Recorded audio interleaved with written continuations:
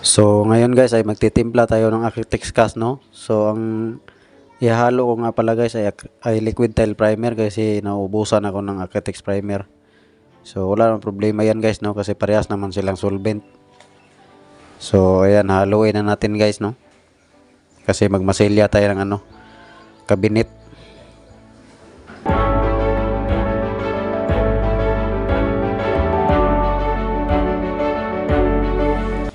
So, haluin lang natin siya ng maigi guys, no? Saka yung yung tama lang yung labnaw niya, no? Hindi naman yung ganong kalabnaw.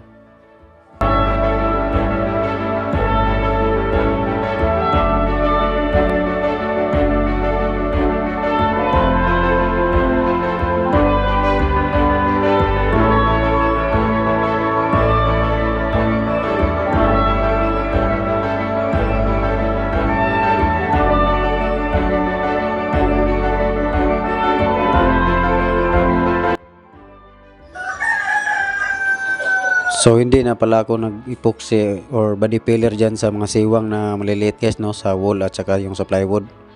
So gumamit na lang ako ng perforated tape para diretso na at saka para malinis yung kantuhan. So depende na rin sa inyo kung mag-epoxy pa kayo or body filler. Or yung sa akin para mas mabilis, perforated na lang yung gamit ko. So maganda rin naman siya guys, no, malinis yung kantuhan.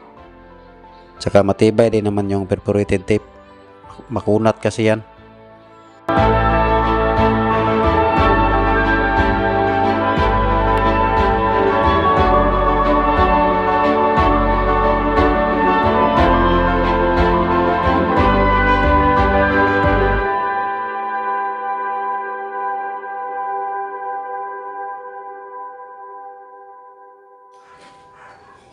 So nilalagyan ko muna ng Architects Cast yung guys, no, yung magkabilang side, yung plywood at saka yung wall. Tapos saka ko lalagyan yung saka ko ilalagay yung perforated tape. Tapos ipipress mo lang yan ng yung paleta. Ayan guys, no, ganyan lang. So mas mabilis siya guys, no.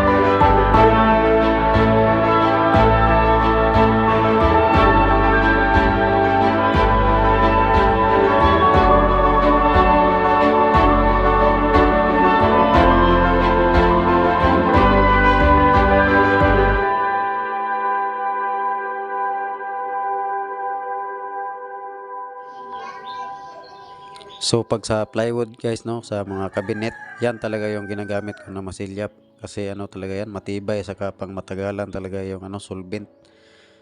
Tsaka kahit yung pintura, yung itap coat mo diyan, pwede siya, no.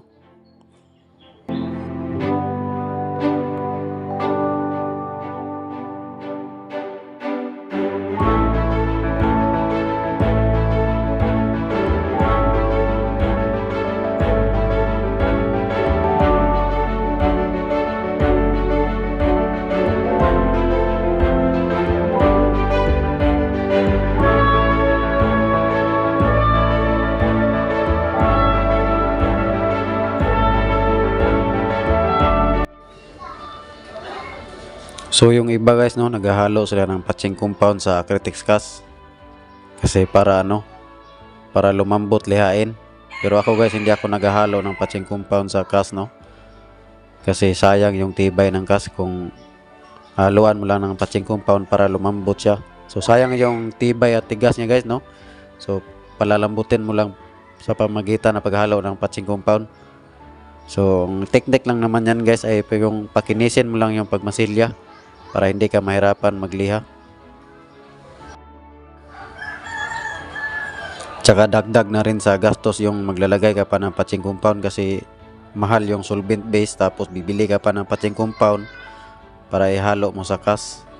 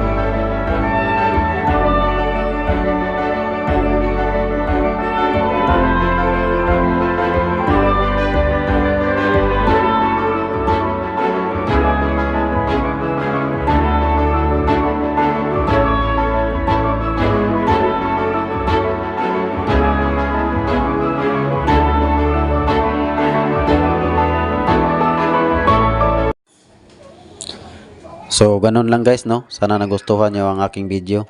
So sa mga bago sa akin channel, huwag kalimutang mag-subscribe, pakiclick na rin ang notification bell para ma-notify kayo every time na mag-upload ako ng video.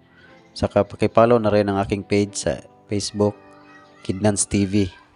Maraming salamat.